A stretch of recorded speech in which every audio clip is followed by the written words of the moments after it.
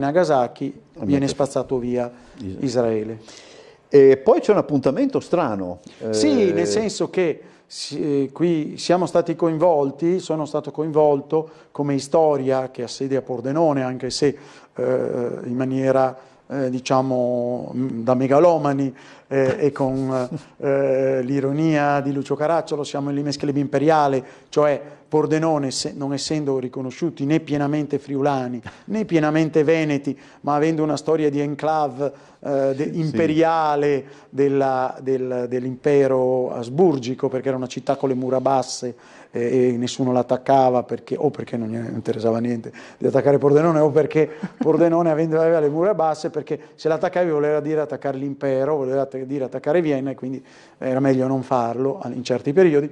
E allora noi ci chiamiamo l'Imes Club Pordenone, Udine e Venezia, perché ci sentiamo, come dire, in tutti e due gli ambiti, ecco, un ambito trasfrontaliero.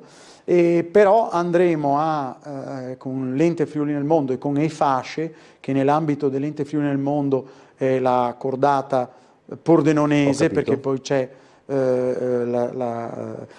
i Fogolar Furlans, andremo con una delegazione di EFASCE a Bucarest venerdì, sabato e domenica di questa settimana, e io dovrò ottenere una relazione, vivere ai confini di un conflitto.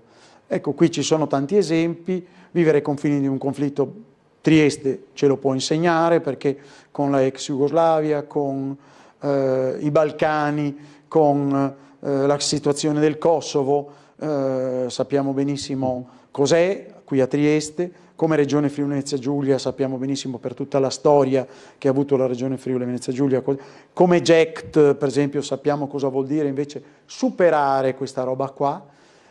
Certo, però una guerra alle porte è una cosa problematica. Qualcosa sappiamo anche perché per esempio alcuni contingenti militari delle nostre forze armate vanno a fare le esercitazioni in Romania, in Polonia o nelle repubbliche baltiche, proprio per mostrare i muscoli della NATO, e quindi anche quelle cose lì sono tutte cose che poi si rischia un conflitto. Una delle prime cose cos'è? Siamo vicino a un conflitto, si rischia un conflitto, un incidente. La prossima volta ci racconta allora di questa trasferta a Bucarest. Sicuramente. Allora, grazie al professor Cevolin per essere stato con noi, ci vediamo tra un mesetto circa, ottimo. Noi andiamo a pubblicità e poi cambiamo argomento.